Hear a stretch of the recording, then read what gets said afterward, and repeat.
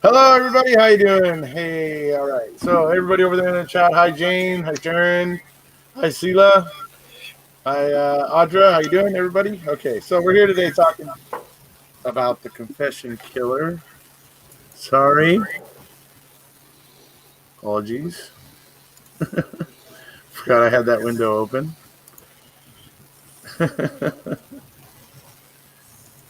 All right, so we're here today talking about the confession killer, obviously from Netflix. I've now finally watched all of them, and and seen all of it, and what came of it, basically.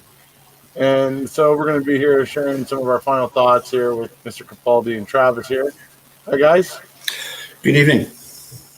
Good afternoon here in Austin, Texas. Right. I'm still getting a little bit of echo, Mr. Erekose. Yeah, I don't know why that is. I muted the YouTube window. I've got me headphones on. Yeah, everybody's got headphones on, so I don't know. I'm not getting an echo. I'm not hearing an echo now. Is anybody hearing an echo? It was just the delay. That 5-second delay. After you said you closed it, it went for another 5 seconds, I guess. Sorry about that. Right, no worries. It's gone now. Excellent.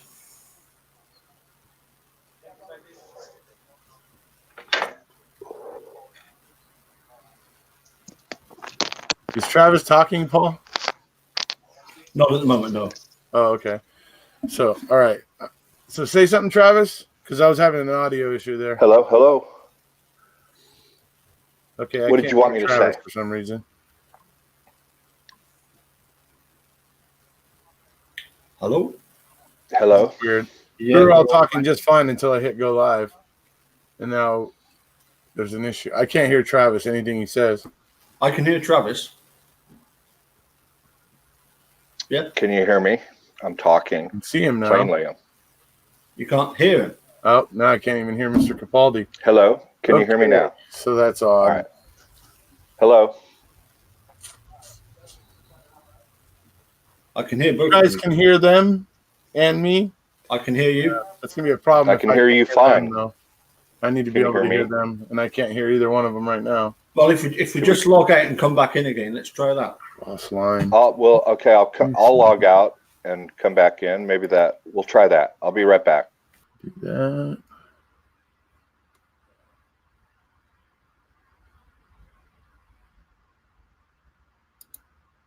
The hell?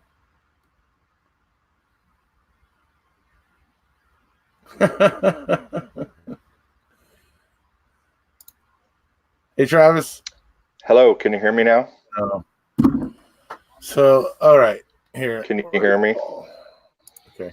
You guys hang out here. I am going to leave the call and come back. All right. Can you hear me, Paul? I can hear you fine. Yes. So I think we'll just carry on. Let's go without it. So what were your thoughts? What were your thoughts on all of this? I thought it was absolutely brilliant, and I have to thank you for alerting me to the confession killer, because, as I said, when I first saw it, and one or two other people have said, because it's older footage, they think, well, this is like history. This is like, sort of going way back. It probably isn't of great relevance. And when you realise it was only last year that they even identified who the orange socks lady was, didn't they? That's right. Paul, thank you for that excellent analysis. I've never heard anything that brilliantly stated in all of my I still can't hear many months on the show. That's really. Oh, Erekose is back. What a pity. He missed it. He can't hear us. Can't hear us. No, he's trying to figure out what's going on. But look. Continue on with that analysis about that at first you don't really see the connection, or you wonder, why is this relevant? Yeah. But Travis, there were so many stories within that story. There were so many things going on. I was left at one point. I'm saying to myself, hold on a sec. You've normally got good and bad, but you've got so many different sides to this story. because did the Texas Rangers and Jim Boutwell, did they kill anybody? Not exactly, but they were certainly up to some pretty shady shenanigans. Particularly Jim Boutwell in the Michael Morton case. And what was the name of the DA? Jim Anderson? Ken Anderson. Yeah. But no, hello. All right. Are you okay? Well, that's pretty much all I really had to say on it, Paul. And right. Okay. Well, we'll see you next time then. Yeah. Bye for now. Yeah. Okay. So it was actually the tech on my side. It was actually the headphones. I had to play with the jack a little bit. Obviously, they're starting to go bad or something, so I might have to get myself some new headphones. But all right. So we're good. I can hear everybody now, and we're good to go. So we're here to talk about the confession killer, of course. I don't know what was said there for the last couple minutes while I was working out the technical issue, but I assume it was about Jim Boutwell or Henry Lee Lucas or whatever. But yeah. So I was going to start out by talking about, obviously, since I finished watching episode 5 and watching that and everything, and some of my takeaways from the entire series. So we find out in episode 5 that ultimately, there are 20 cases that eventually get proven that Henry Lee Lucas didn't perform the murder, because they actually used DNA and found the actual murderer. So there's 20 cases. The wheels start coming off the train. Yeah. The emperor has no clothes. Yeah. It's and then there was the heartbreaking. Find out that the heartbreaking one. Yeah. Oh, I'm sorry. Go ahead. Vic Fizell's instincts were correct. Right. Because there was also the heartbreaking story of the one lady who, upon realizing what was happening, and that all these Henry Lee or so many of these Henry Lee Lucas confessions were being proven to be false and everything, so it got her wondering about her sister. I think it was her sister, her case, and she wanted to go back and have them test the evidence. But because Henry Lee Lucas had confessed to this a while back, Jim Boutwell had, and the police department or whatever, the sheriff's department there, had ended up letting all the evidence get destroyed, and she had nothing. She had no way now to try and find out who might have, killed her loved one. All she had was this questionable confession from Henry Lee Lucas now. And I found that to be particularly sad, because she has no recourse. All that evidence, which had, and apparently had DNA, apparently had, evidence on it, and it's gone, and she just has no recourse. Sad. Yeah. The pain of the victims' families. You saw how they got the confession out of the gentleman, that the DNA came back on the Waco murders of that young lady and Kevin Key. Yep. Right. Oh yeah, the kids, right. They got to him through his, newfound spirituality and the pain it was causing to the mother of the woman, and right. And asked, she's still alive, and this, still rips her apart, and it's tragic on many levels. But I thought it was interesting, that woman, and what are the odds? They feed him the information about the watch. They were mistaken about the watch. Right. The family was. They told, what, how can we identify her? Well, she would have been wearing a watch. Right. And then they were mistaken. She wasn't wearing They ended the watch up finding it later. Right. I remember that. Yeah. And, they hold up the watch, and, here it is. And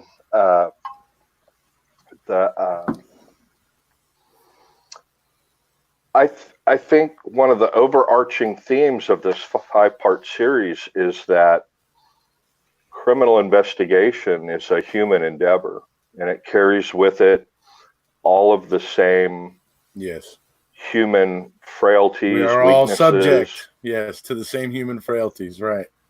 ego comes into play. You don't need to reach back into sinister things like Strang said in his closing.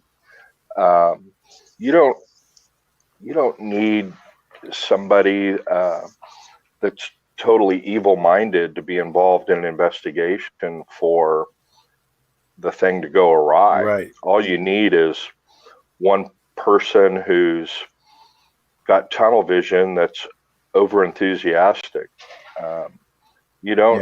It doesn't take a mass conspiracy to come up with the wrong conclusions.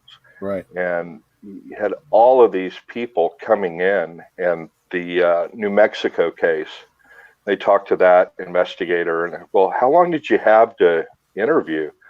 They gave me a 20-minute time slot.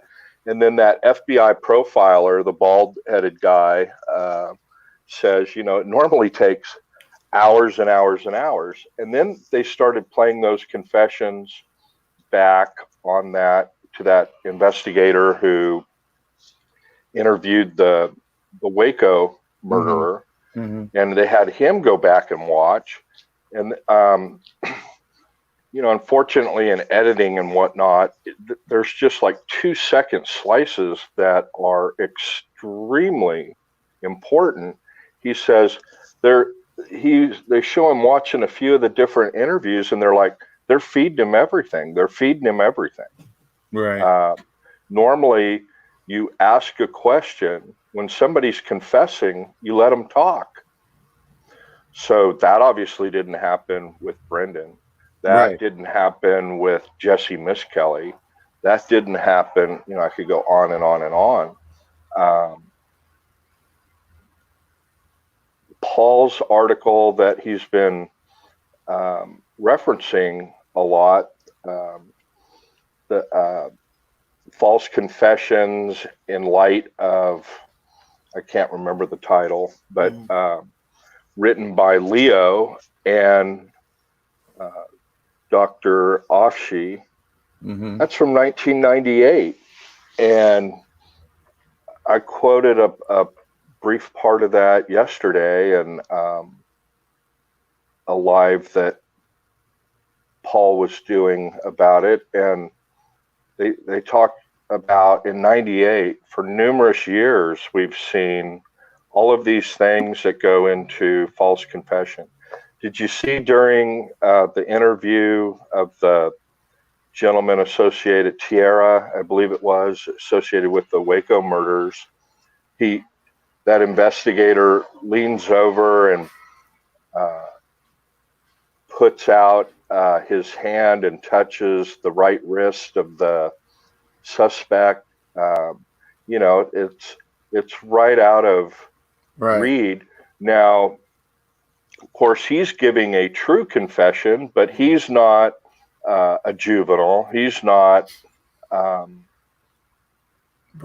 presume, the subject of mental or cognitive disabilities. Right. But, do that technique, and it worked. It got him talking on it, and they cracked that cold case. But going back to what Paul was discussing before you fix your technical difficulties, there's all of these themes and nuggets of information that come out in this 5-part series that are parallel to a lot of cases. I just thought I commended it to both you and Paul, because it lets you see how things get derailed so quickly, and then what happens when you are going against that current, and what ends up happening. I just thought it would be really interesting, and I'm glad you both found it interesting. Oh yeah, definitely. I mean, it just shows exactly how important it is for confessions to be done in a proper way, because if they're not, it puts everything in question. And I mean, you cannot feed the suspect information. I mean, I don't know. I mean, that should be like in bold letters at the top of every piece of paper that when you go to get trained, on the read technique or whatever. I mean, it should say that, but I don't know. It's just, it muddies everything up. I mean, if you feed everything to the person, especially the things that only not even the public know, and you feed that to them too. I mean, what's the confession worth? It's not a confession. It's a regurgitating of whatever you feed to them, and that's not. So what was the benefit eventually that Lucas obtained by copying falsely to all of these murders? What was the ultimate benefit? Well, he kept himself alive longer, and he kept in that cushy Georgetown facility where he had plenty of cigarettes and coffee, and basically was living a high life in his own mind, better than he probably would have been living on the outside, because he probably would have been living pretty rough, and he was enjoying it, I think. But he also knew with the death penalty hanging, if he didn't continue to talk there, then he would be put into normal prison and be awaiting death row. Yeah, and he ultimately got that officially commuted by George W. Bush, right, from death to life, right. Life, and then died like soon after, right? No, the other guy, Otis, died at 49 from cirrhosis. He lived. Lucas lived to be into his 60s and died of heart failure. But he lived for. Now I don't know how long he lived after the sentence got commuted. It may have been shortly after. I don't know. But right. He looked to be, to me, like he was in his 40s when he was, 78. He looked fairly. He was looking pretty old young by that point in the documentary. He was. Yeah. Had gotten fairly puffy in the face, and he was, He was getting his cartons of Pell-Mells and his strawberry milkshakes. Right. Milkshakes, that's right. Yeah. From Sonic, and then the profiler used the term acknowledgement. He was receiving for the first time in his life acknowledgement. That, and the profiler said, for him, it was better to be remembered for a crime than nothing at all. And so, right. Hopefully that's a learning experience. I'm not aware of any other person confessing to that many murders and then turning out to be the wheels come off later on. But you can't deny it's a showcase for when investigators use improper tactics, right? I mean, it's a... Well, I don't know that there were improper tactics used with this guy. Apparently, he had a guy who's willing to confess to anything. We've known forever, whether you use the read technique or not, that you don't feed them information only that the killer would know. I mean, that's interrogation 101, interviewing 101. You just you don't do that. You don't walk in and show him all your files let him peruse through it real quick, and then go, okay, so were you blah, blah, blah, blah, blah. Now, after he's had the chance to review all the information and can give you a perfect confession, to me, that's improper, you know? Just in my opinion. So, that was the one problem with the task force, is that they should have most certainly have set up protocols. They should have set up a screening process because they were aware, no doubt, that the ranger even said, hey, I saw some where there's just no way. They fed him stuff, and it was very, very suspect. But we weren't an investigative task force. We were just a facilitator for interviews. However, he also said, this one murder, he took us right to the deer stand, and there's no way he would have known that unless he committed the murder. But they should have seen, after some of these very, very questionable confessions, that they really needed to screen these. And then you wouldn't have had that situation where they tracked all over the United States. He was here this day, and then he drove umpteen hundred miles over to here, and he drove umpteen hundred miles over to there.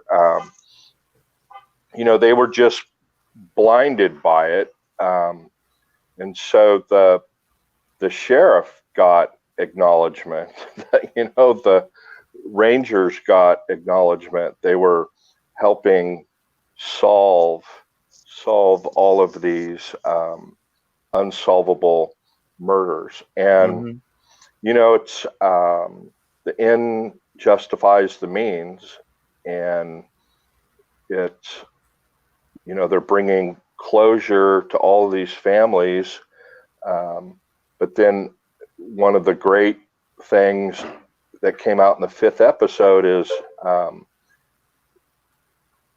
those families, I don't know if they actually came out and said this, but my distinct impression was that the families felt more harmed, more violated by being lied to by somebody they trusted. Lied to and led to believe that the perpetrator had been caught, almost to the same degree as the hurt and pain they felt from the original crime. Right.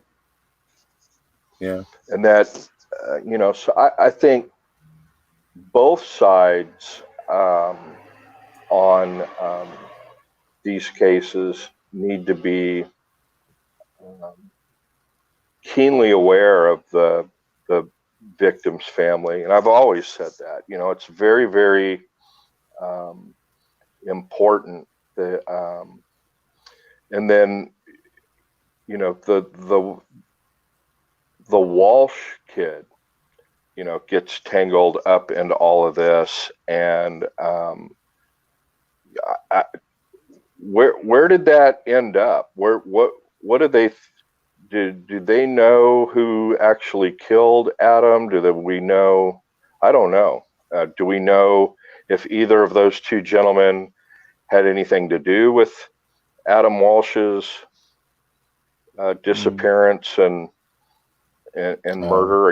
I don't know where that ended up, but you can see what it did to Mr. Walsh. It destroyed his family, and then he set out on a mission, which we're all aware of, on tracking down and apprehending the murderers and abusers of children. But it's just, the whole thing is bizarre. You would have thought it would have raised a lot of eyebrows much, much earlier. And you would, the one good thing is Vic certainly came out being right about this all along. Right. It took until 2010 for that to actually occur, but it finally did. Yeah. Didn't seem to come right away. In fact, it looked like it was a setback for him when that one, lady that was basically a charlatan who had been corresponding with Henry Lee Lucas and was impersonating his first victim, his girlfriend or whatever that they originally convicted him for. And when he realized that she was faking it and everything, you get the feeling that was a bit of a black eye for him. It kind of set him back a little, which probably is another reason. Oh yeah, but fortunately to his credit, he caught it. He gets this inkling when the ranger said, "Yeah, let's get her statement under oath." And then, and that's happened to me numerous times in my career where something, is discussed or mentioned, and then the hairs on the back of my neck raise up, and I'm like, let's step back and reevaluate this. What's going on here? And then he suspected what they must have something. And then he figures out a way to have his wife go in and check her bags. Right. And, lo and behold, there's all of these letters that Lucas is sending that, detail, okay, this is what the house looked like here. And this is what, looked like here, because he was so used to doing it, creating these false narratives, that he, figured, okay, well, I can teach her how to carry on a false narrative. And then, there's this other issue that I've never been able to understand. Why murderers, people, we know are murderers. There's not a question about a false confession or whatnot, but how, and he was convicted of at least 3 murders, and I think they had him on a total of 6, dead bang, no question. And yet a person like that has fans. I've never been able to understand that. Maybe you all can explain it to me. I think it's definitely darker people, I think, that tend to do that personally. I don't know. Have you ever seen the movie Rope by Alfred Hitchcock? No. Oh. And I'm a fan of his. Oh, the movie Rope. I mean, it's about 2 college students who they essentially murder their friend. And then they also have a party that night where that friend's like sister and other classmates and one of their professors come over. The professor is played by Jimmy Stewart.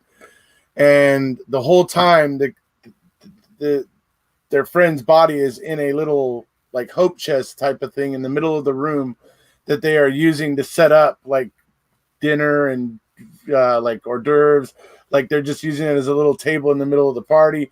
And the conversation gets, kind of interesting because even Jimmy Stewart is playing this character where he's like, he suggested in class a couple times having, governmentally sanctioned days where people could murder each other. I don't know, almost like theorizing about like those movies. What are those movies called? Where everybody goes nuts for one day.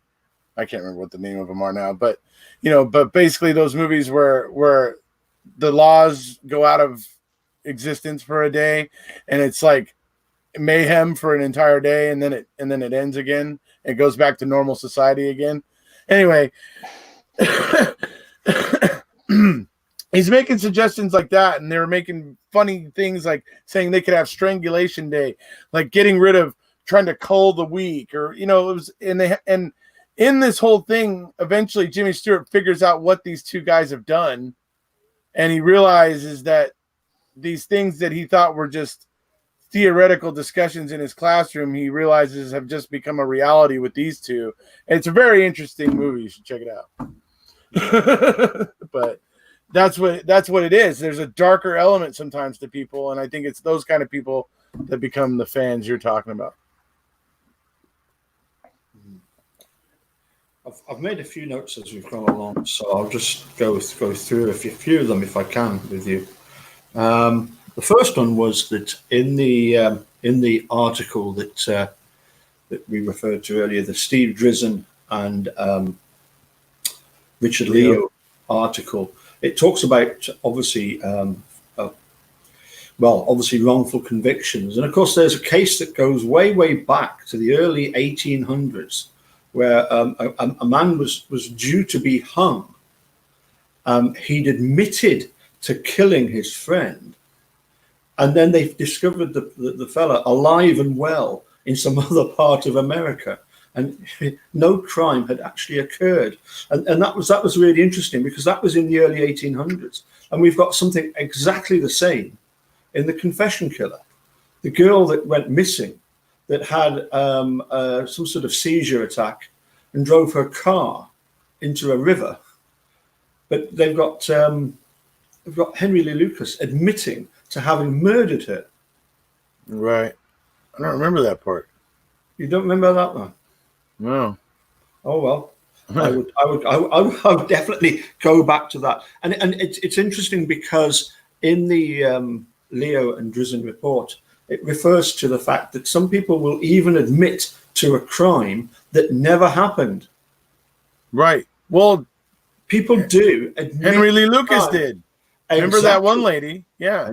Exactly. She brought in a completely bogus case, put the stuff in front of him, and that lady was Linda Irwin from the Dallas Police Department. Right. Yeah. But yes, also this other case of the girl that went missing, and then they found her car, and her had drowned, having gone into the river, right, or into a lake somewhere. So that was interesting. I've got down here, we asked a question about what the hell was Jim Boutwell doing, and I would ask the question of the pair of you. Was what he was doing with the Rangers, was it a mistake or was it deliberate?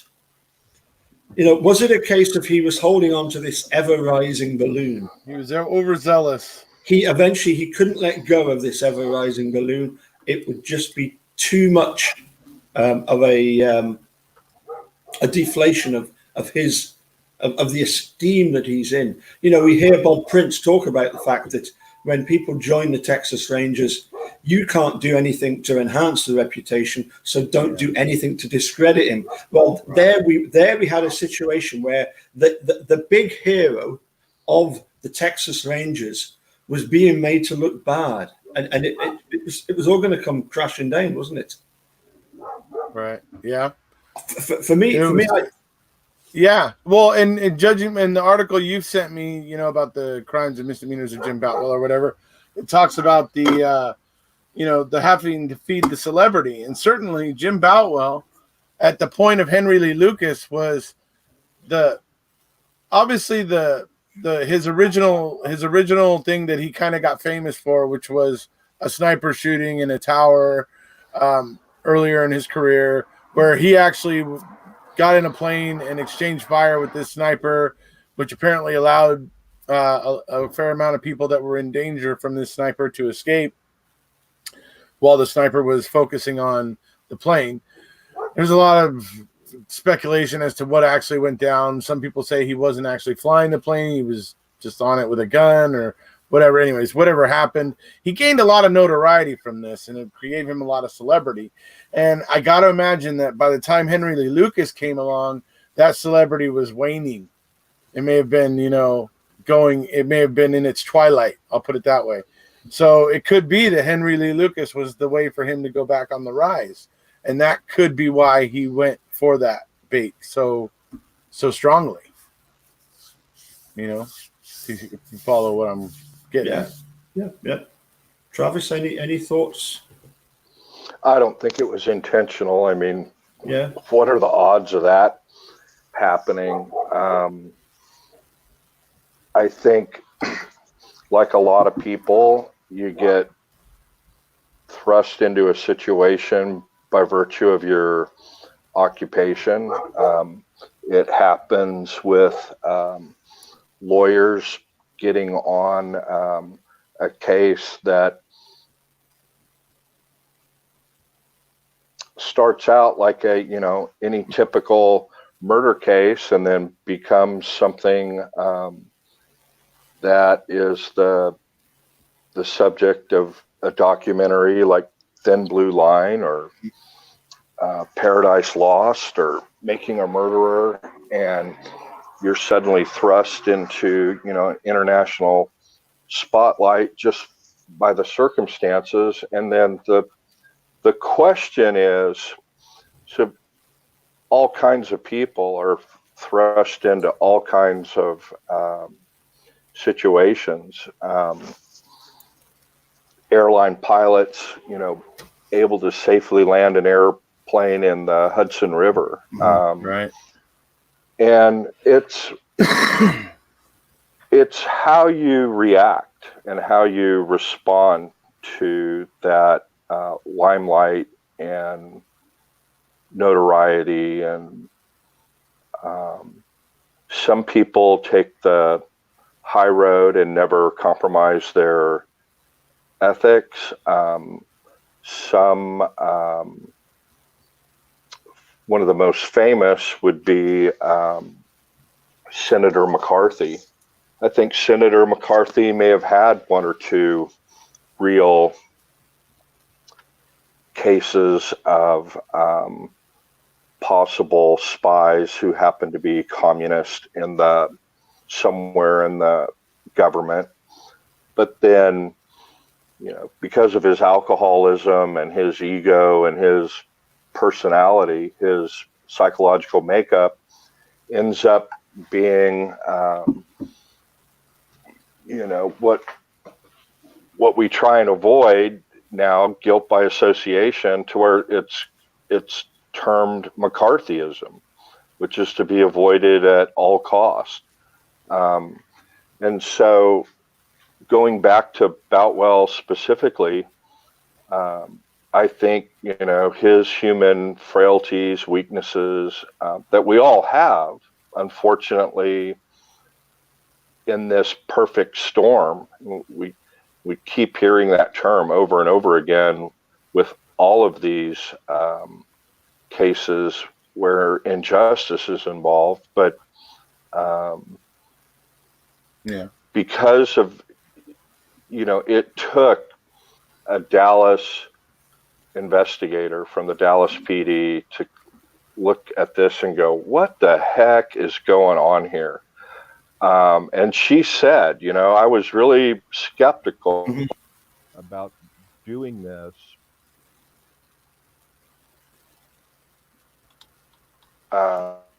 Setting up, in essence, the Texas Rangers to a certain extent, because they're hosting the task force, and creating this bogus case just to test it. But Boutwell should have done that on his own ahead of time, and started checking this stuff out.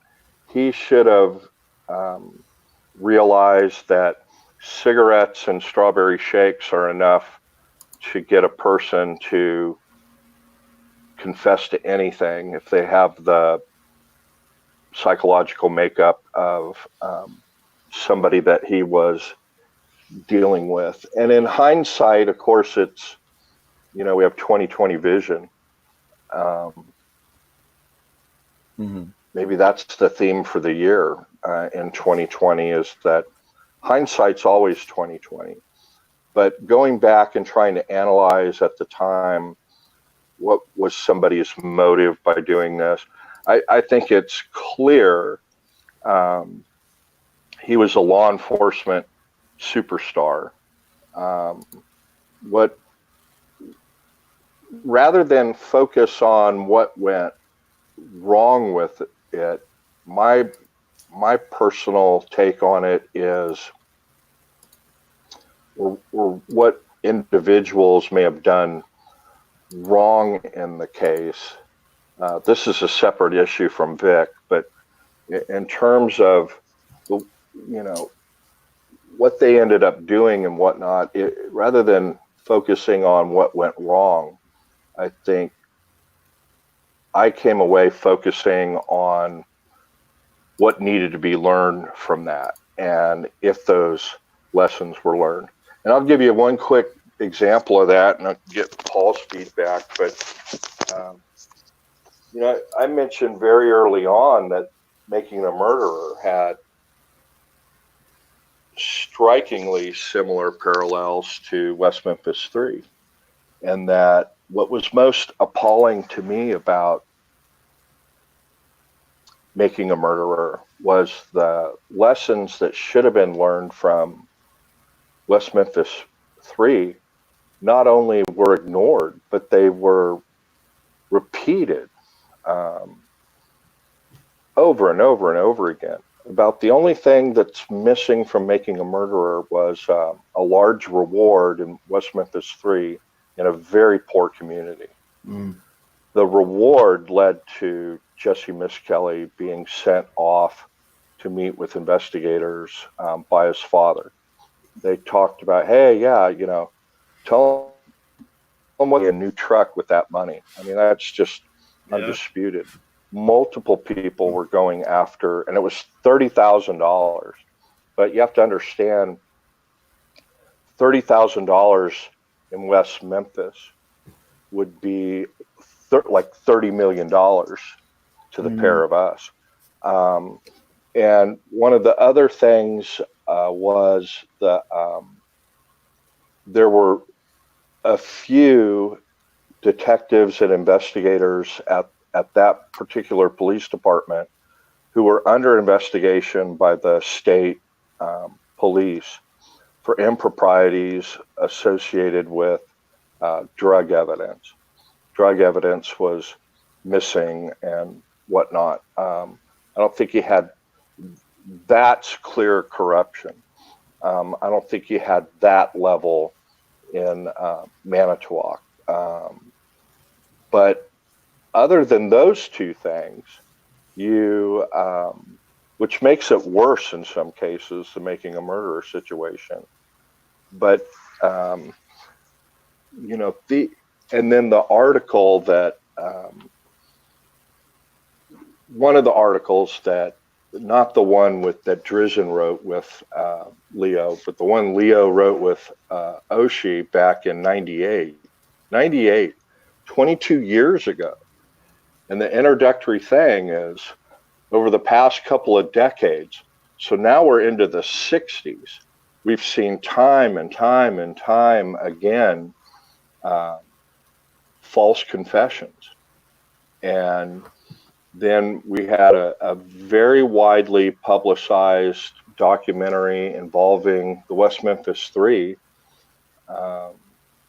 And again, in a state where juvenile confession was required to be recorded, but there's hours and hours of missing time when they interviewed him, Jesse Miskelly, off the little cassette recorder and then back on the cassette recorder. They'd take a break, and then lo and behold, boy, he knows more info. And we know with poor Brendan, 4 interviews. And plus all expense paid vacation at Fox Hills, whatever it is, but we don't learn much from that. But I overall, Paul, I tend to focus on what can be learned from this. And I guess one of the things I think we can learn from this is we can never let these stories die out. We can never let Thin Blue Line die out. We can never let West Memphis 3 die out. We certainly can't let, no matter what happens in the legal proceedings, we can never let this stuff die out. We're now up to close to half the states have a requirement that interviews be recorded, but only half. We need to have all 50 states with the requirement that they be, in this day and age, videotaped. And I think we really need to be getting to the point where we need to have, all of Lucas's interviews were videotaped, for crying out loud. What time frame are we talking about back then?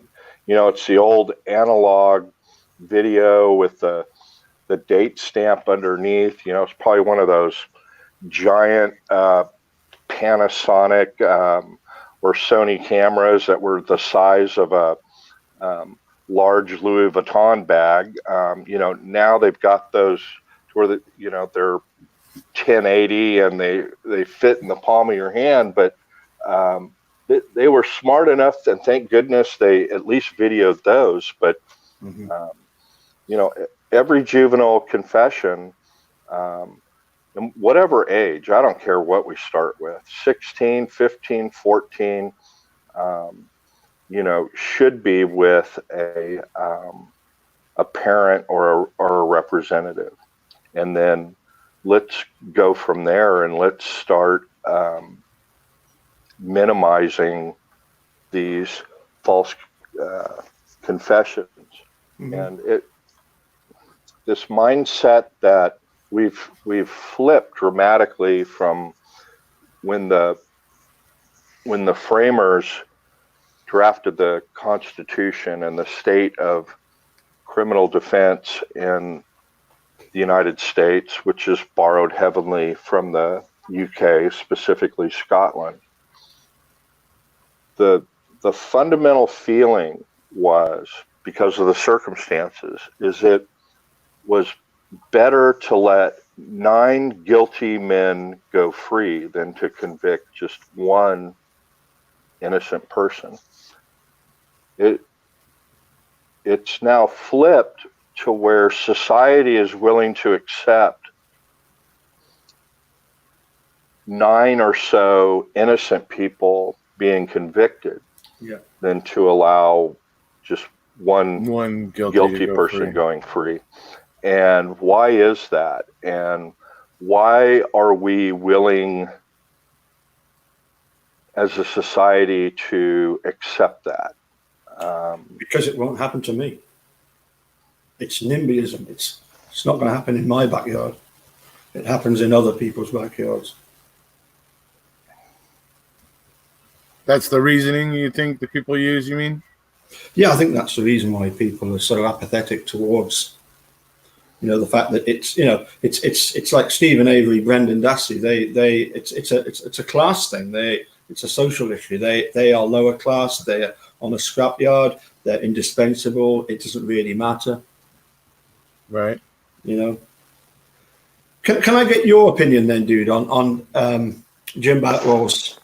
Was it mistakes or deliberate? Because for me, I get exactly what Travis was saying at the start. I don't think it was deliberate at the start. Well, I think it was deliberate in the sense that he may have kind of ignored some of his normal, sensibilities, because he saw the opportunity to replenish the fame train. You know what I mean? So I'm thinking he could have maybe possibly had some blinders on. Right. I'm not necessarily saying he was cold and calculated and plotted it all out.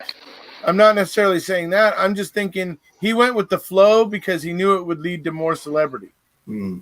That's kind of my feeling on it. Well, Travis started off by asking a really good question. What do we think of Henry Lucas? What was he getting out of it? For me, he comes across as simply, you get people who they just love to exaggerate. They will embellish whatever story they can. And that Otis Toole was exactly the same. He was doing this thing whereby he was saying, I remember those victims that we ate. We cooked them up and we ate them and all. It was just pure sensationalism. Yeah. But what I feel about Jim Boutwell is that He should have why? But that's an excellent point, Paul. That's an excellent point. But this is what I find with supporters and guilters also, is that it's this true crime genre. Mm-hmm. And it's entertainment. And what's it all go to? So what's the sensationalism? So the sensationalism is the media. You get national networks out, and they come to this little town of Georgetown in Williamson County, and was tiny then. It was way before Dell and all of the stuff. It was a cow county. It's primarily agriculture. Mm-hmm. And why did they descend on this tiny town just north of Austin? It's because they've got a mass serial killer. Mm-hmm. That's big news, and people are drawn to that. And so I think one of the parallels is that we all as a community of supporters need to step away and ask ourselves, do I have blinders on? Have I lost objectivity? Because in law you have to do this, and you see this in Zellner's pleadings and her PR campaign. You have to be aware of what the tide is, and you have to look at what is the opposition going to counter with. Right. And she has to anticipate that. But those of us who may be enthralled with making a murderer because we're attracted to that genre, it's entertainment for us, whether it's books about true crime or documentaries or whatever. But there's a reason why this stuff is fascinating to so many people. The problem is a professional like Boutwell needs to be aware that you cannot have blinders on. Mm-hmm. The public, I think all of these cases start out with a mob mentality. Mm-hmm. And I see it on some other YouTube communities that follow true crime. And, in 90% of the cases, they've convicted the person before the first criminal hearing, right, let alone trial. The person's convicted. But there's something, I think Erekose's mentioned in the past, that he's always been a fan of true crime. I introduced Stacy to a really close friend of mine when he was down here, who's a criminal defense attorney, and he asked him, "Did you watch Making a Murderer?"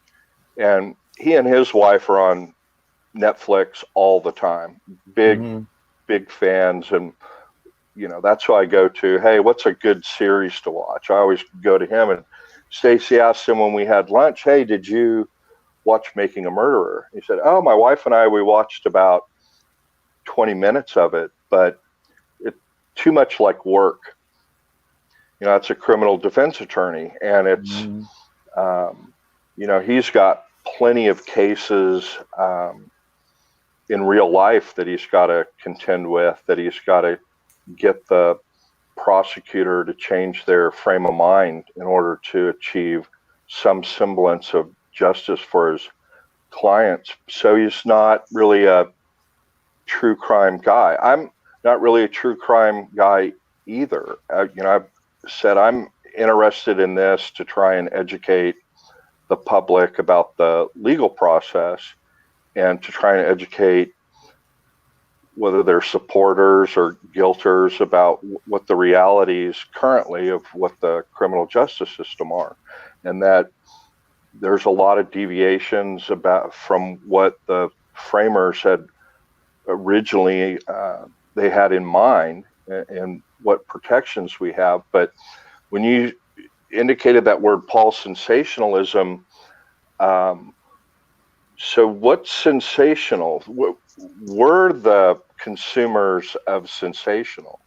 So I'm sorry to interrupt and digress, but my point on that is that there are a lot of things as consumers we need to be skeptical of. Low fat foods that are supposedly healthy, and on and on and on and on, that we've been lied to about, and so on and so forth. So I think some of we as consumers of these sensational stories, we need to be accountable, and we need to be, hold ourselves responsible. And I think that lady with the watch is the perfect exemplification of that. That, I went back and she used the term new eyes on the thing. But I'm sorry to interrupt, Paul, but go ahead. But no, I think what you're saying, what I've written down here is basically that, and I think it's quite right. There are good journalists, there are bad journalists, and a lot of the time the media has to accept a certain amount of responsibility for what the hell's going wrong with certain things. But what I would say about Boutwell is that he must have realized at some point that this was him being given Henry Lucas. It was too good to be true. But it was a little bit like, if you're given a Christmas present and it's a really nice Christmas present and you discover it was actually for somebody else, you're not wanting to hand it back. And for me, it was like that. And I had a situation where I was actually given a bottle of whiskey, but my wife assumed it was for her. And it was only later on that we managed to, sort of sort out that it was mine. But the black eye will go down very shortly. Nah. So a couple of other things I just wanted to mention was that you quite rightly asked us about people who they know that Henry Lee Lucas killed various people. What on earth possesses people to get in touch with killers? I think it's just a fascination that they have for wanting to know something about that killer. It's a little bit like Emily Matasik when she phones Stephen Avery and she says to him, well, there's all this evidence against you. Why don't you just sort of admit? And she thought that she was going to be the one that was going to get the confession out of him. I think sometimes people have this fascination with criminals and they think that they can reach out, make contact with these people, and they're going to get some little gems that they're going to be able to use. Sometimes I think it's just a very strange, fascination with something that's not particularly pleasant. Well, go on this issue of whether Boutwell, he did this, whatever he did, intentionally or unintentionally. I don't think it was intentional. I don't think it was at first, but I think it grew into something that he sort of lost control of. Well, I think once you get locked into, and I've seen it just in different theories on making a murder. People get locked into a position, and then human nature is, no matter what you show them, unless you show them a video of what actually happened, which is rarely available, with regard to FL, or what have you, the digging up of the bones. Unfortunately, there's just always going to be questions about that, but people take different positions, and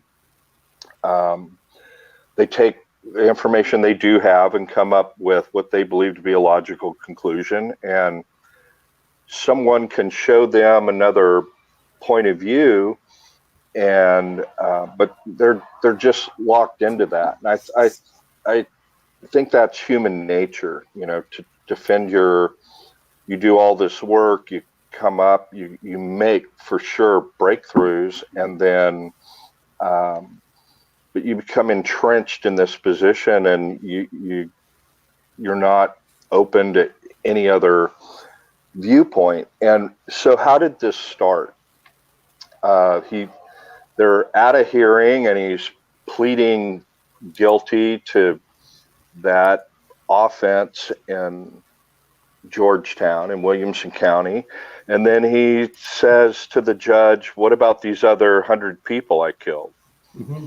And you saw the reaction of the judge. Mm-hmm. And,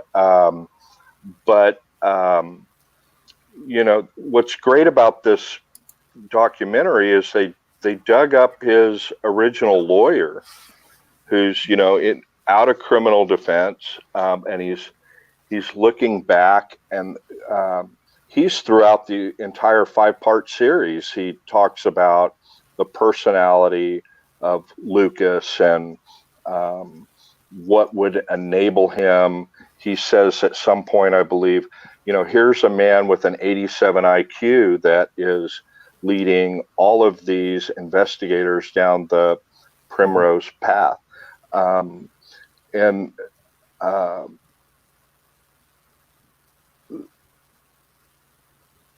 Rangers' point about we weren't investigating these as murders. We weren't trying to solve these cases. We were facilitating the interviews. I think that's true, and I don't think that absolves them of their responsibility. As I said earlier, they should have been screening these things. But the fact of the matter is, you have these investigators coming from all across the country who have this same mindset. I'm going to crack this case. I'm going to solve this case. And they have a 20-minute interview, and they fly back to their little town of Jean, New Mexico. And, hey, I solved this thing. And the daughter says, he confessed and said she had pigtails. My mom never wore pigtails. Yeah, right. They never interviewed the boyfriend that she just broke up with that had attempted to strangle her. Those Boutwell had, it's got nothing to do with that. That's all on those investigators. And what Boutwell's fault in all of this is facilitating a system of numerous false confessions without putting any protocols in place.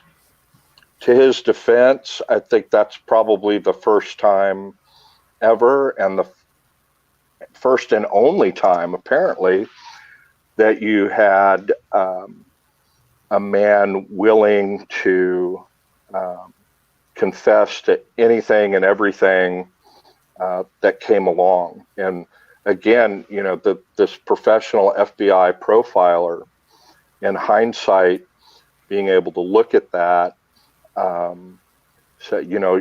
were all these warning signs. Of course, that's on information that he knows now, that and he compared Bundy. Bundy didn't even cop to additional crimes.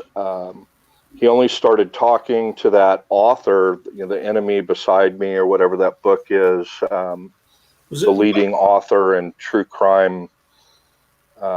Hugh Ainsworth. In the book form, it started talking to him and got it talking about things in the third person. Mm. What would a person be thinking that would do something like this? So kind of talking to somebody like an expert.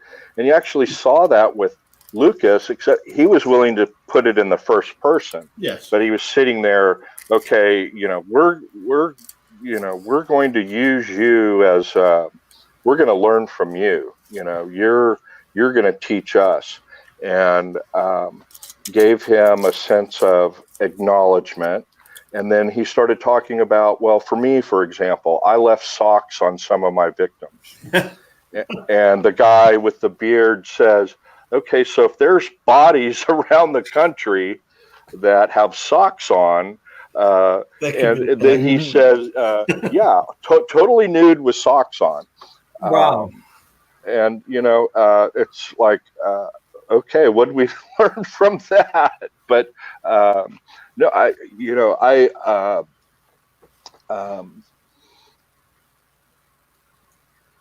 I certainly agree that Boutwell and the Rangers and other people should have recognized this much, much earlier, which makes that Dallas Police Department detective a hero and makes Vic Feazell a hero. Vic Feazell said, wait a minute. Yeah, I'd really like to say I got the killer of... does anyone know the name of that victim, the woman in Waco, and her boyfriend? I believe his last name was Key. Yes, what's her name?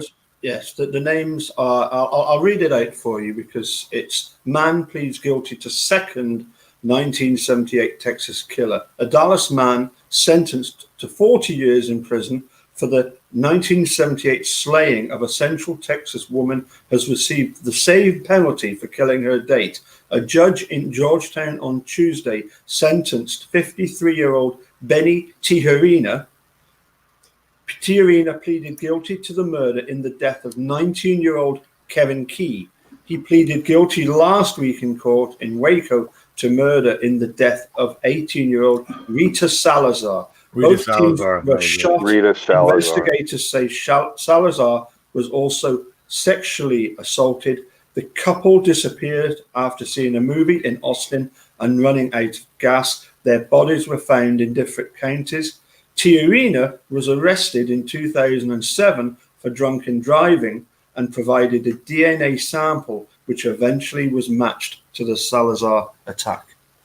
So Vic's a hero for not, when there was all of the incentive and motivation for a very young elected DA to be able to say, I've solved the case, and like he said, stand up next to a ranger who I idolized as a kid and say, I've cracked the case and solved the murder and brought closure to the family of Rita Salazar and Kevin Key. And I apologize for not remembering her name earlier, but she's and her family, and Kevin Key and his family are really the victims in all of this. But, Vic was a hero and was the first one to, hey, wait a minute, this isn't making a lot of sense. And then that dynamic with the Rangers saying, oh, hang on here now, young whippersnapper, we're the professionals, we know. And then that detective that was in essence setting up the whole law enforcement establishment, I'll call it. And you can see it in her interview, years later. And she said, yeah, what I did is I staged a case. And she adds also, I was very, very hesitant to do it. And I think she also mentions that she cleared it with a supervisor. Because that's like totally taboo. That thin blue line. You never set up fellow law enforcement to reveal that the emperor has no clothes. But in a false confession, you've got detectives that will lie blatantly to Brendan Dassey, and that's acceptable. And yet, yeah, and I don't think that's ever going to go away. But the problem, if you had a representative sitting there, I would have said, well, wait a minute. Okay, well, show us what you have. And then, don't be telling my client, what happened in the garage or what happened in the trailer unless you're willing to share it with us. Yes. Which they had nothing. Anyway. Right. I basically agree. But why, why are we don't learn from our own mistakes a lot of the times, unfortunately. I think people that we admire frequently come right out and say, I made many, many mistakes, whether it's in business or whatever, but they always have, what I focused on is learning from my mistakes. And all the most successful business people will tell you this. Stephen, what's interesting, and it shed light on some of these phone calls, the nearly 1,000 that have been recently released, is that he's telling his family, Barb's got to get Brendan a lawyer. Get him a lawyer, get him a lawyer, get him a lawyer. And they presumably learn, when the investigation's going on, all of the pitfalls of meeting with detectives without a lawyer. And yet, several years later, Barb and Scott and Bobby are meeting with some of the same detectives without a lawyer that ultimately destroyed their stepson, brother.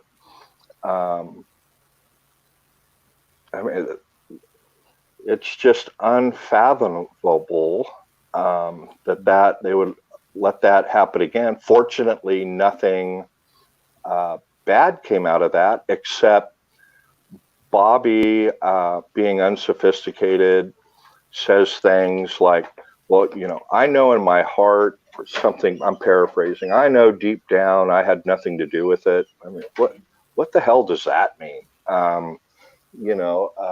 Right, deep down. Right. What he meant to say clearly was, well, I know I had nothing to do with this, so I have, I don't have any problems meeting with you.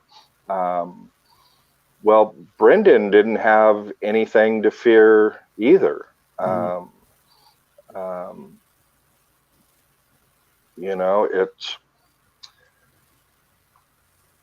not trying to lay blame. I'm trying to lay an example about how no matter what side of the criminal justice system you're on, defendant, prosecutor, investigator, defense attorney, prosecutor, lead investigator, fingerprint analyst, all need to be striving to be professional and learn from prior mistakes of both ourselves and our predecessors. Yeah.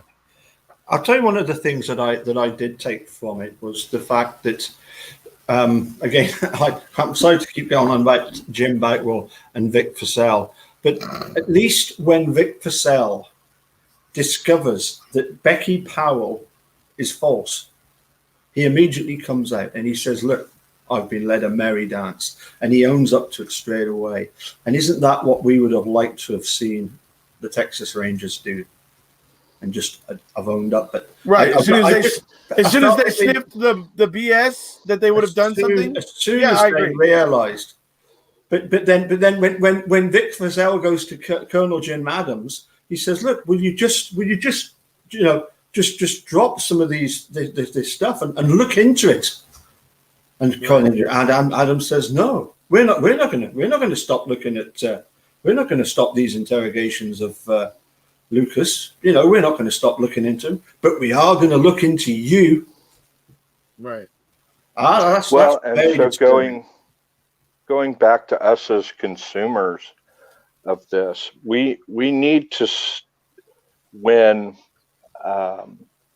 there is a story on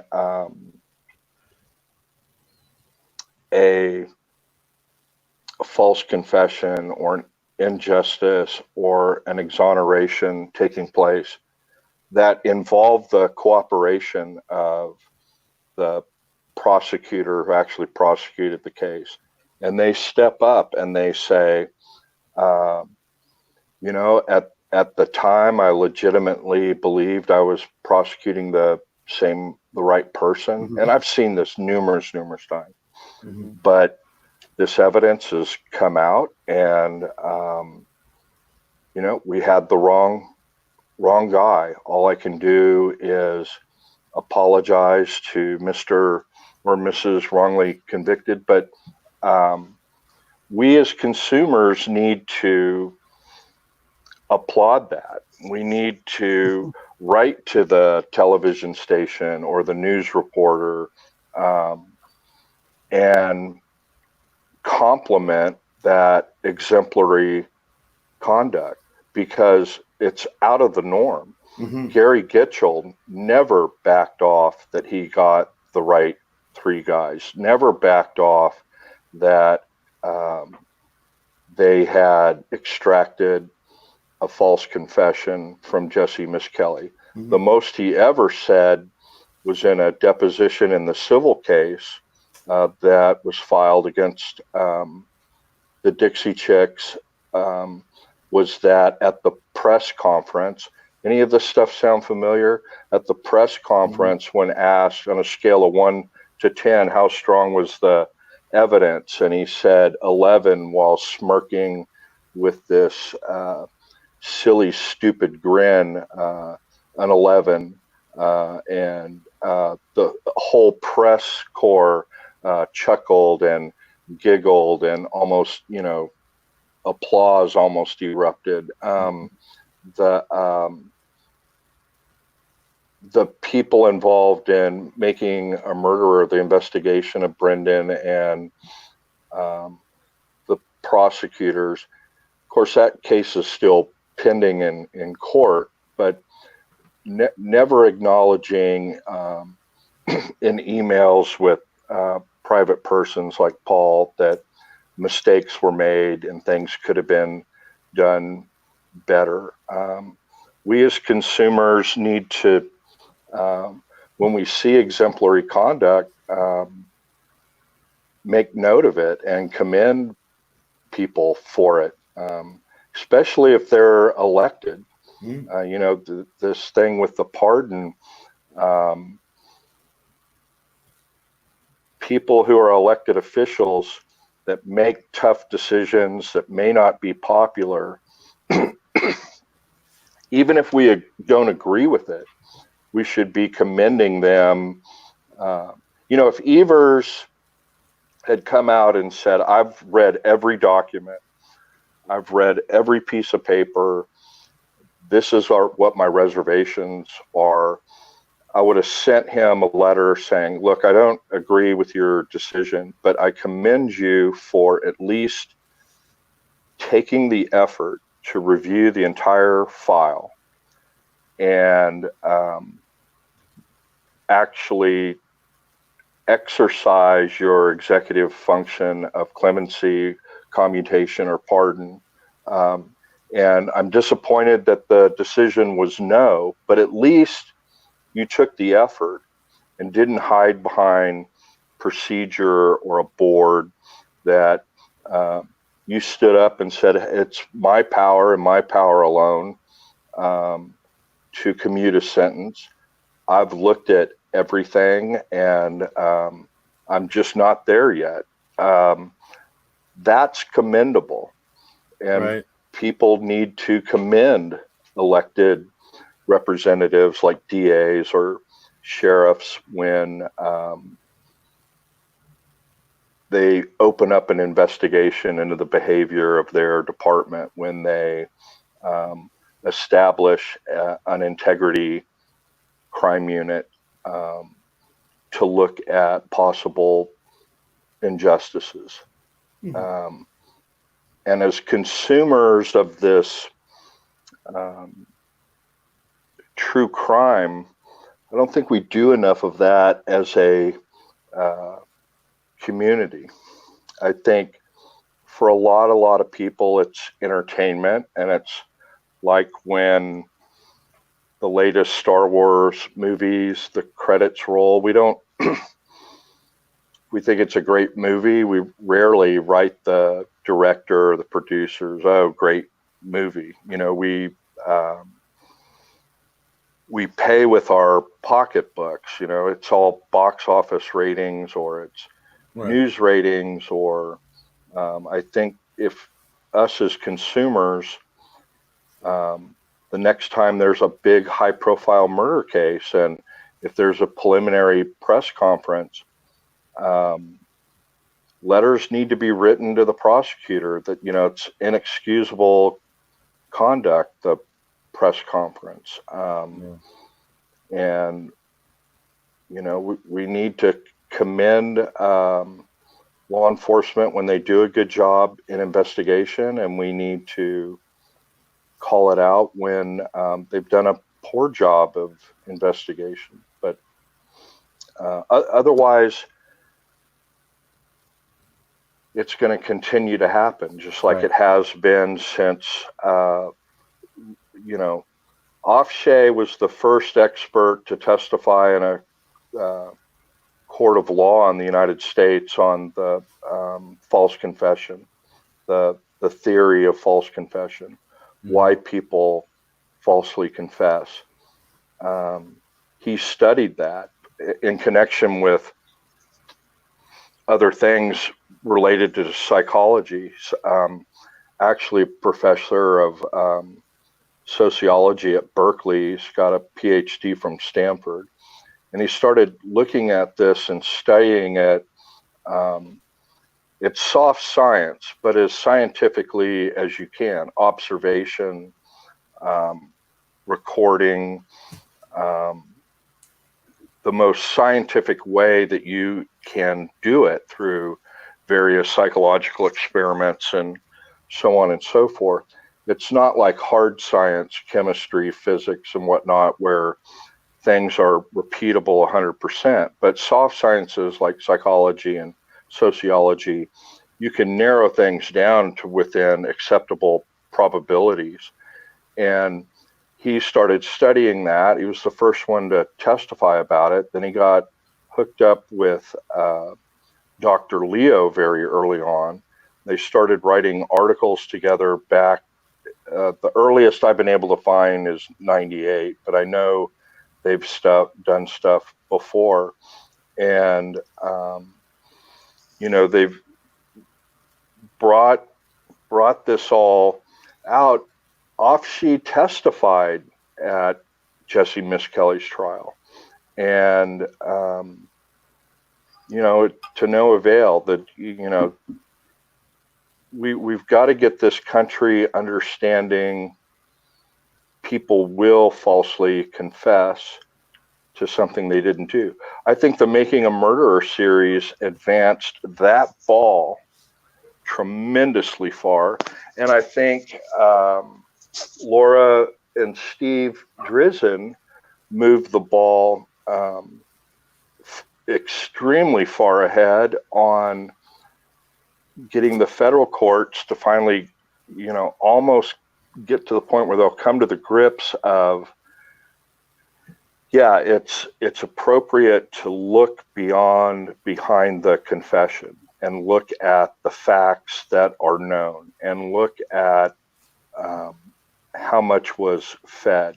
The Seventh Circuit opinion, the en banc opinion, said that no, you can't look behind it. All you look at is whether the person being interrogated, their will was broken. And we don't care if he says she was wearing a watch when we know she wasn't wearing a watch. We don't care if he says in the confession the woman had pigtails when we know there wasn't pigtails. We don't care about that. All we care about is whether his will is broken. And he sat on a soft couch and they offered him a soda once in a while. His will wasn't broken. That's just utterly ridiculous. But it's a lack of review, in my opinion, because you got to review the psychological things going on at play, But that's perfectly acceptable under the law and the current state of the law on a federal habeas corpus review is that it's impermissible to look behind the facts of the confession. And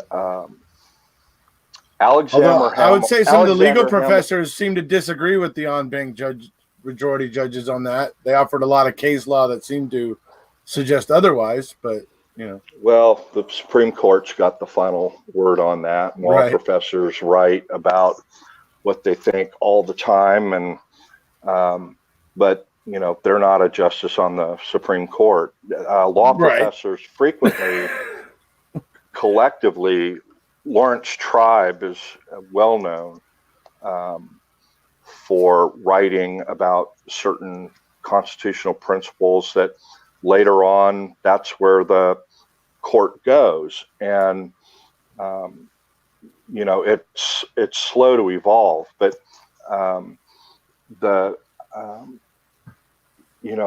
that needs to change. But the Supreme Court has, since the time that they rejected Brendan's review, they've cited, I think it's twice now, articles written by Laura Nyrider. So we're progressing, but Gideon versus Wainwright's 1962. That was the first case that held that somebody in a felony case is entitled to a lawyer. But that's changed. Everybody gets a lawyer, felony or misdemeanor. If it's imprisonment over a certain time, 6 months, or everybody's entitled to a lawyer now. But in my lifetime, we've seen radical changes in getting people accused of crime, getting their rights protected, giving meaning to due process. Because it doesn't say, and the Constitution says you're entitled to a jury trial for a felony, but it doesn't say you're entitled to a lawyer. But that has no meaning, and so the courts has to interpret these things and to give it common sense meaning.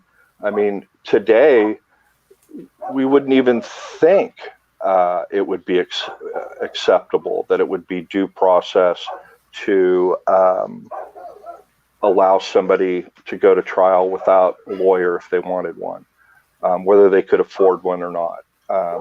We wouldn't think that you had to right to ask for a lawyer under custodial interrogation, which means after arrest. That's Miranda. But we need to educate people that there's, when police are involved in a shooting, a lawyer comes out and is with them to help them through the process. It's provided because of their membership in an association or a union.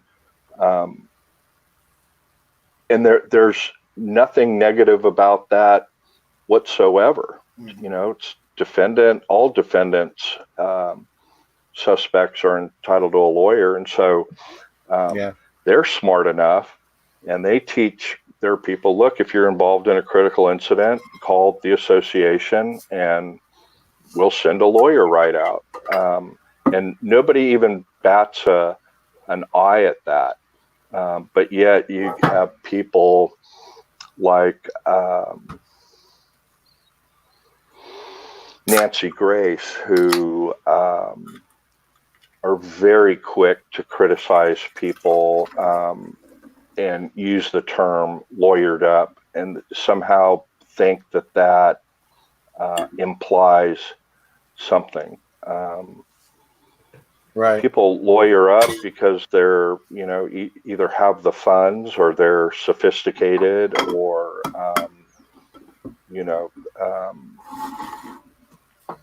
John Benet Ramsey case, a lot of people tried to draw conclusions after they saw where that investigation was going. Mr. Ramsey and his wife had lawyers, eventually even their son, I think, Burke, had a lawyer, but that's what people with resources and education do, because we don't know the psychological makeup of the people that are pursuing these crimes, the investigators. We don't know if they're, on an ego trip. I've got a perfect record, I'm going to do whatever I need to do in this interrogation to get what I need. We don't know if we have another Nifong who prosecuted the Duke lacrosse team, and who got the DNA expert to remove portions of the draft report so that it came out looking like there was good, solid evidence of prosecution. We don't know if we have another Ken Anderson who's willing to bury an interview of the son at home saying it was a person who was not his father who hurt his mom, that didn't test the bandana near the scene of the crime. You don't know. You don't know who you're going to encounter. You don't know if it's, a bungling cop that has no experience. And so, right. So when you should have, you will, no hesitation. I have no problem with letting my son or daughter come and talk to you, even as a witness. Well, they're a witness. We're not accusing them of anything. Well, okay, no. Because there are a million ways to become a party or implicated in a crime, not coming forward, or, he gave me this T-shirt and told me to throw it away. It was dirty, and I threw it away. And then the next, in Texas, that makes you a party to murder. We don't have accessory before the fact and after the fact. If you're a significant part of anywhere in the chain under the law of parties, you're in for the whole enchilada. And only a lawyer who's experienced in that would be able to see that. And poor Barb in those phone calls, and Stephen's phone calls, well, she's getting a lawyer. And then Steve, well, how's she going to afford that? And, talking about, well, there's this lady, and it's funny, Dolores trying to pronounce the term pro bono, and then, she says, Stephen, do you know what that means? And, then he mispronounces it pro se, which means you're representing yourself. Right. And Dolores says, well, it's for free. There's, this lawyer, she says she'll she'll do it for free. And then I don't want to digress too more, but they end up with Lynn Kaczynski. Yeah. Which is just we all know where that went. Yeah, horrific. Right. All right. Well, we've been here for an hour and a half, actually a little over an hour and a half now. So I think we'll go ahead and wrap it up. But I do want to say one more time about this. The last thing, for me, I want to say is that I feel like this task force didn't do enough. Okay. I just feel like they were there every day. They could have been setting up charts. They could have been mapping out where Henry Lee Lucas had been previously. And they could have been doing these preliminary steps, at least, even if they weren't launching their own investigation. They could have been doing this preliminary logistics stuff to help and to potentially bring some detectives that walk in the door. They can look at their paperwork and go, okay, no, Henry Lee couldn't have done it on that day. We'll see you later. Yeah, if they were really a task force, operate like a task force, right. Even if it was just to facilitate interviews. And what do you do in medicine? You triage. And so it's like, okay, send us your case, fill out this questionnaire. And on it would be, what do you have that would show that this person, Lucas, the person we have, is even remotely possibly associated with this. Right. And then they would list it out, well, he was residing in this area at the time, or it was a hitchhiker and near an interstate, and that fits the MO, or, whatever. And then, where right. was this person, has this been solved? Do you have a conviction, and a list of things, and then you'd start and you'd screen them and prioritize them in such a way, and not just allow every Tom, Dick, and Harry to come in with their case file.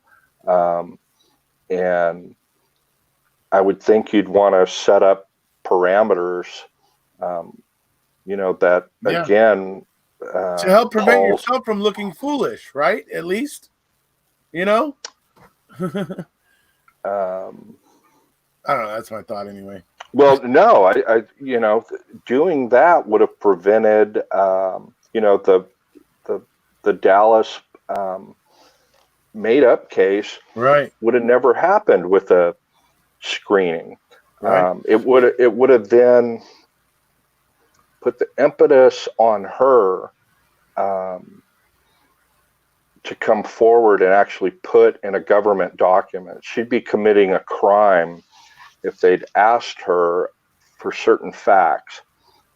She could not then have done what she did. She was able to produce a bogus case file, and there's no law against that, and submit it to him. But if they had set up a protocol, just a screening sheet, and they lied, right, and they put that information in, then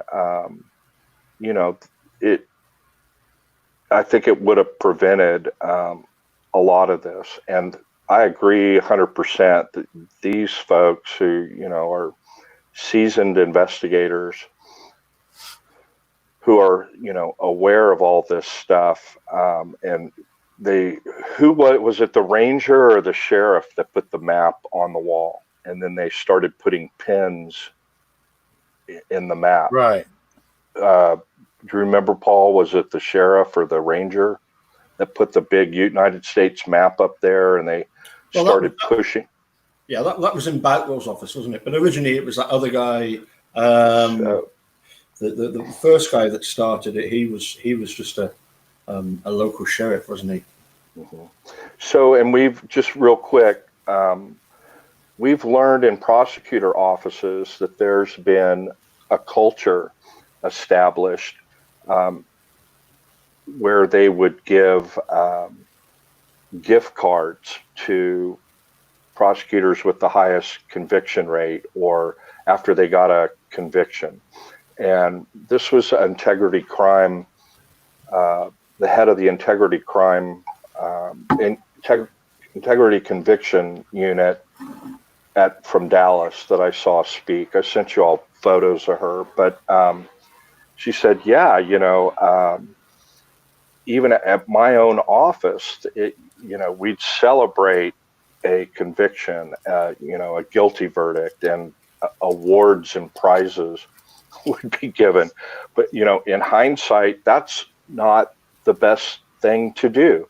And it certainly is not a good thing to do to give a strawberry milkshake and ring the bell and stick a pin and a map when you have a low IQ murderer that's, trying to extract favors. It'd be interesting to me to talk to someone with a lot of experience running or working in a prison setting.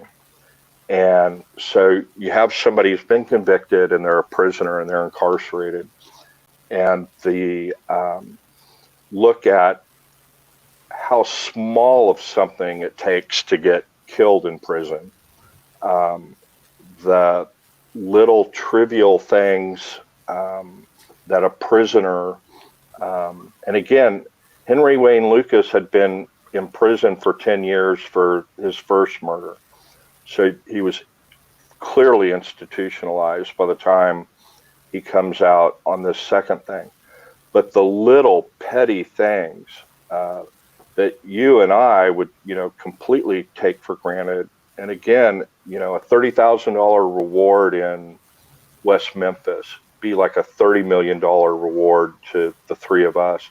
The little tiny things that people in prison get, they're motivated to do incredible things.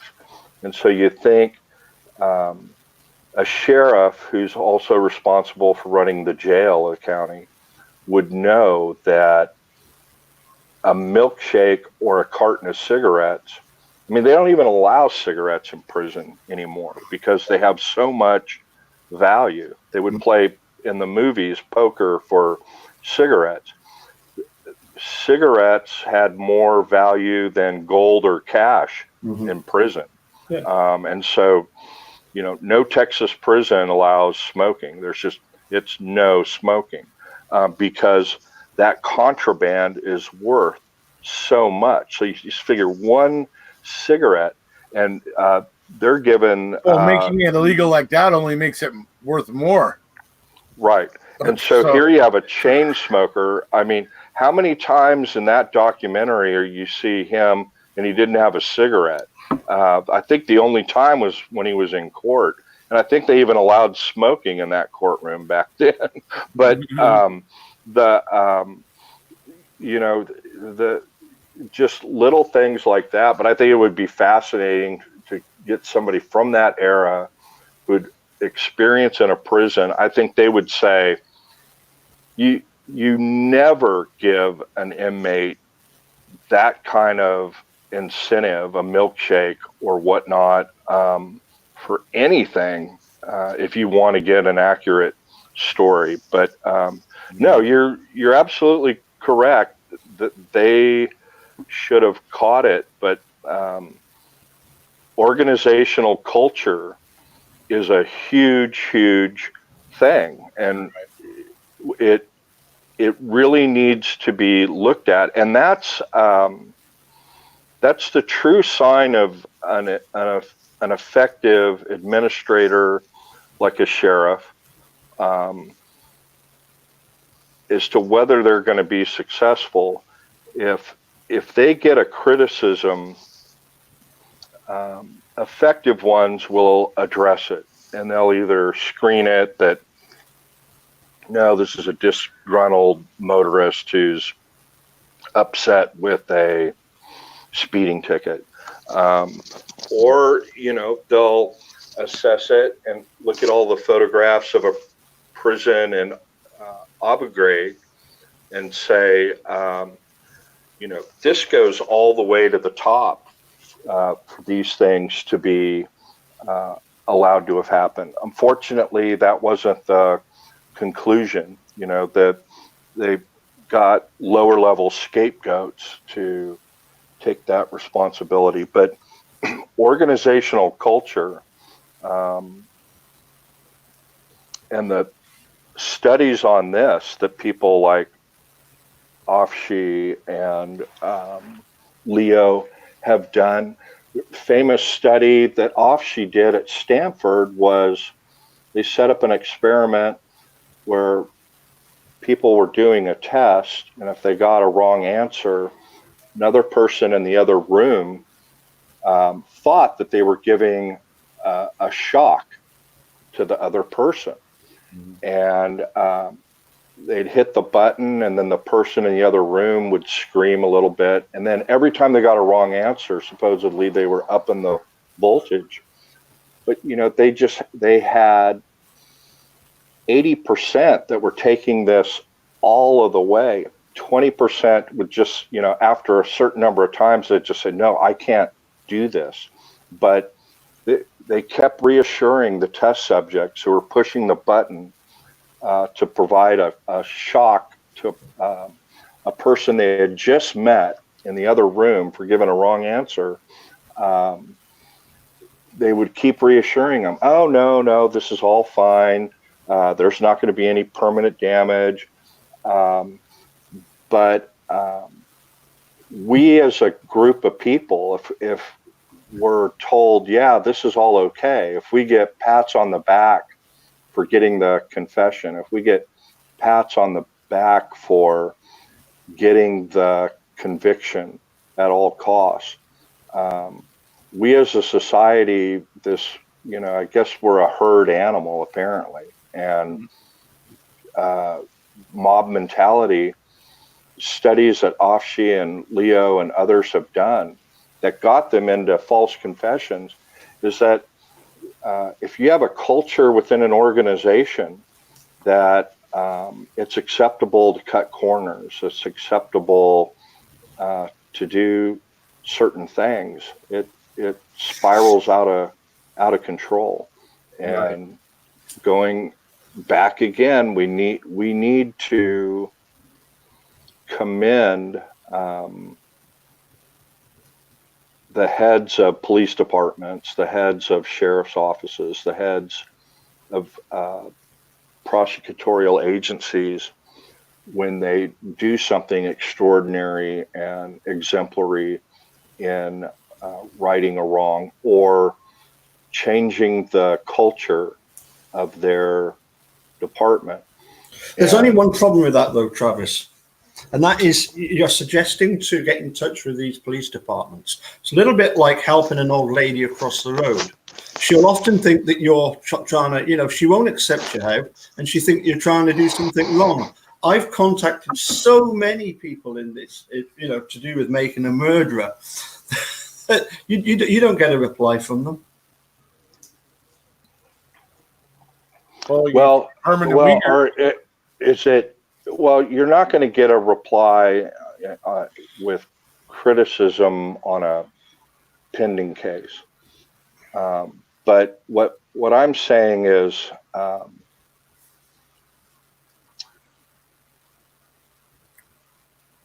if you can commend the DA that decides to add an conviction integrity unit, those are the things that we need to reach out and do. Mm-hmm. If you can commend the media in not jumping on the bandwagon, but taking a different viewpoint, all of this, who cracked the false confessions with Lucas? It was a Dallas newspaper broke all of that wide open, and then the wheels started coming off, and they brought out that, and it was a long series, and I think it was that gentleman with the white hair that actually broke that. Remember, his house was broken into.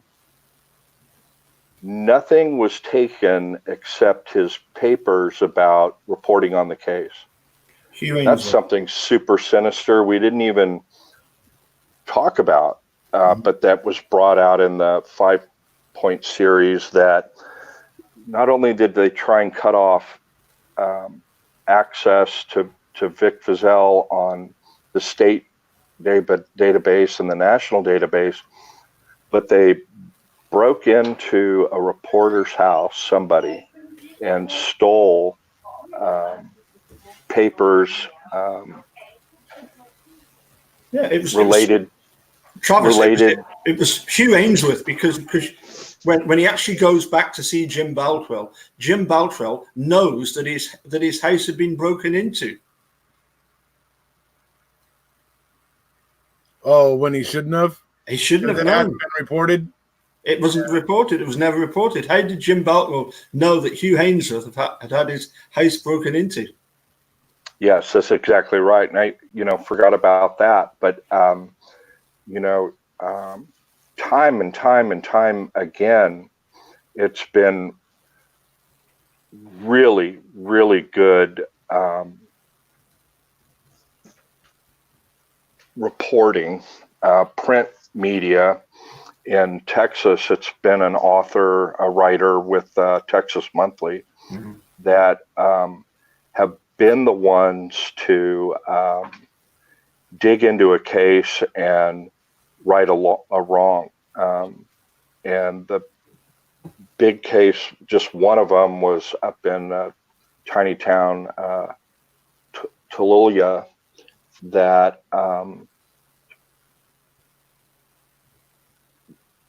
numerous drug arrests.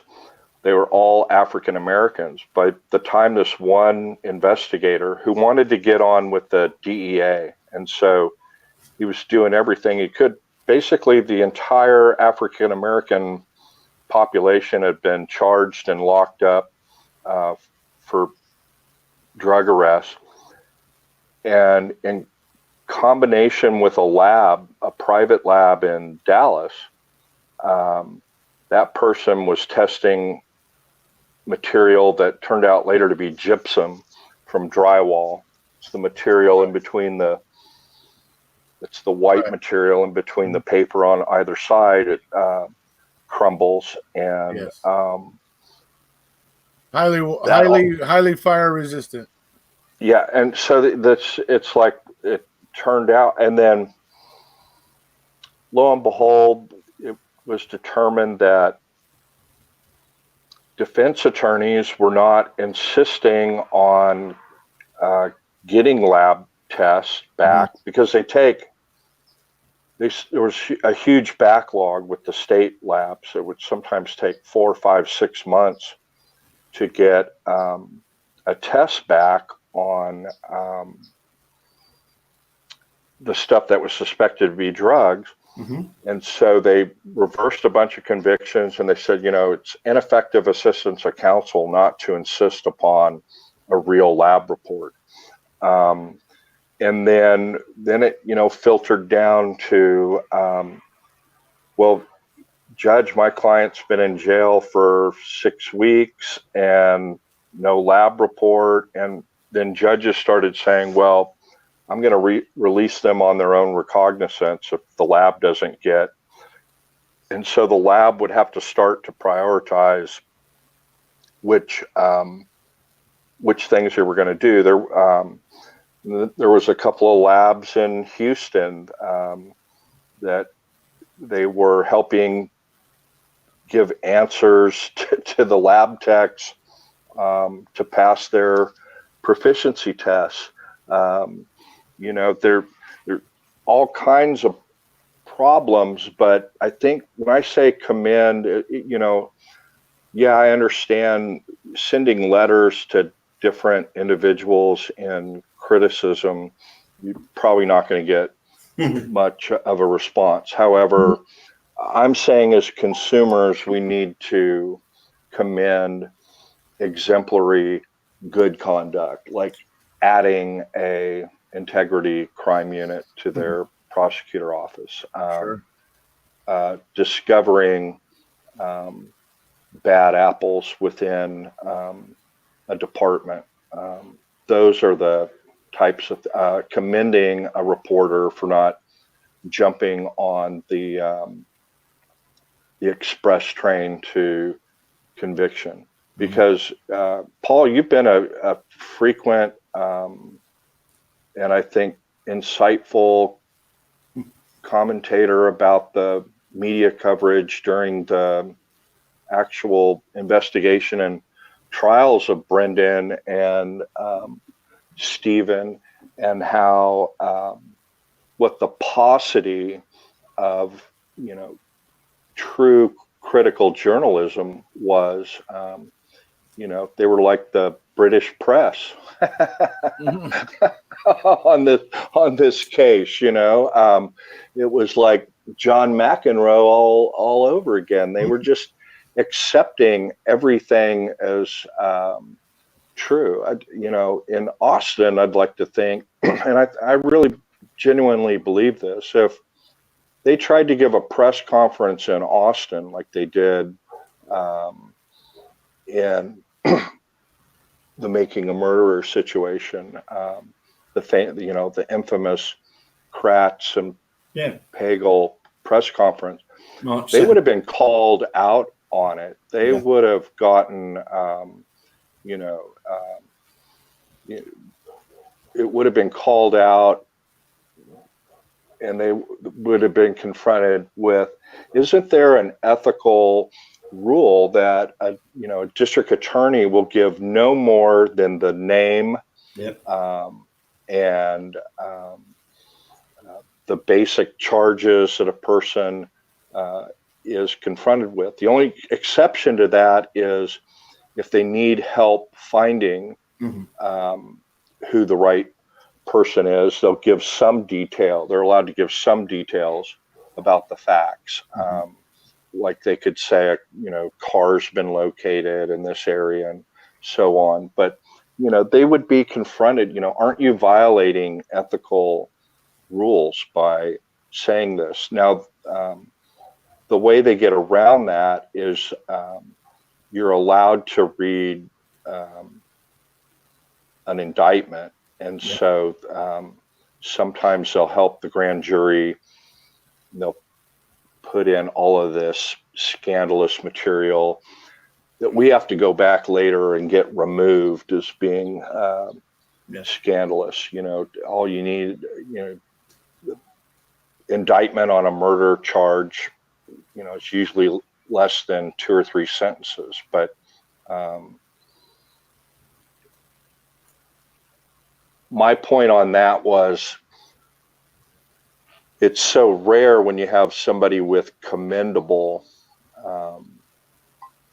it's so easy to, to just follow along and do what everybody else does or what you're told, to shock a fellow human being for giving the wrong answer on a test and they're screaming with pain.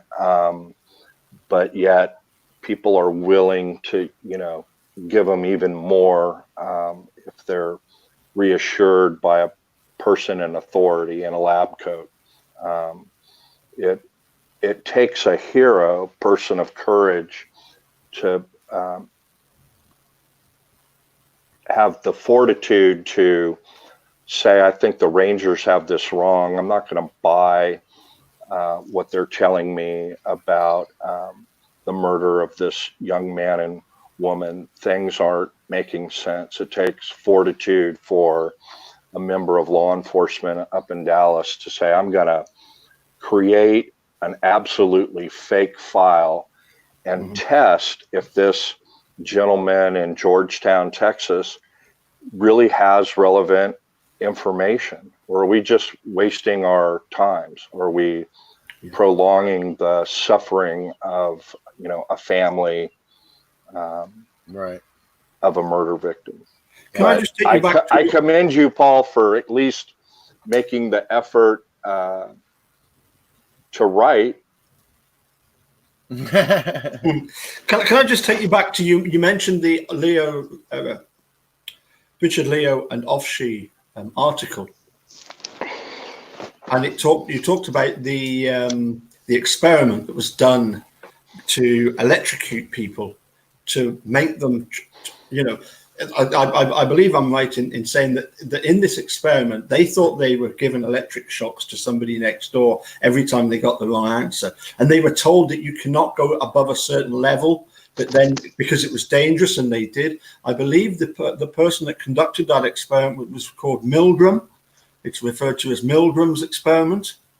And they actually refer to it as being a good example of how people who are in the situation that, say, Brendan is in, they in effect electrocute themselves with what they're doing. But yes, I do intend to look at that report. One final thought on a little comparison between A Murder in the Park and The Confession Killer, and that is that in The Murder in the Park, we get Tony Porter released from a death sentence, and Al Story Simon arrested based purely on Al Story Simon's coerced confession, which is completely uncorroborated. Mm. And don't we have exactly the same, whereby Vic Fazell is arrested and charged on purely these. They played to a grand jury. They played the episodes created by this Charles Duncan, Channel 8 News, and isn't it interesting how sometimes these people will just go with the flow. Yeah, no, I agree. That is a troubling aspect of it.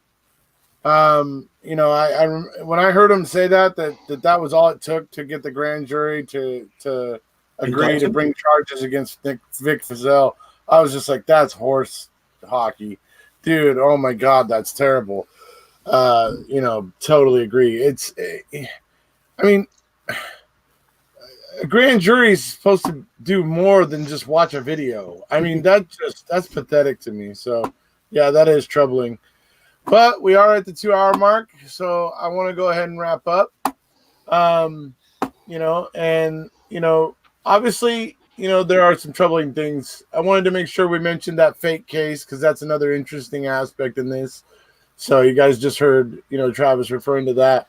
That's just wild. The lady the detective, was female. Linda Irwin. And she came in there and she just didn't pass the sniff test for her when she came in there the first time. And that's when she decided to, or she talked to some colleagues and they came up with the idea to create a fake profile or fake, murder profile and put it in front of him. And he just sat there, he went through it and then offered them a confession that was workable enough that they could have probably gotten a conviction. So, like I said, it goes back to the fact that I feel like the Texas Rangers, although they're trying to absolve themselves and say, well, it wasn't really their responsibility, I disagree. You're the task force. You should be doing some amount of coordinating, and you weren't. You were basically just sitting there sitting on your laurels, I guess, maybe having a cushy job and not having to be out in the field because you got to babysit Henry Lee Lucas. I don't know. I'm not exactly sure what everybody's motivations were, but certainly nobody there was thinking, what else could we do to make sure that this doesn't give the Texas Rangers a black eye? Nobody was having that thought. Even when it all started to come apart, nobody was having that thought. So that's a problem for me. So, all right. Well, that's about it for this one, folks. Obviously, Travis and Paul would like to say goodbye before we go. It's goodbye from me. There you go. Let's see if Travis plays along. Goodbye from me. Always enjoy being on with the two of you. Yep. And that's goodbye from them, folks. You're learning. And if you haven't done so already, please hit subscribe. There you go. Good advice.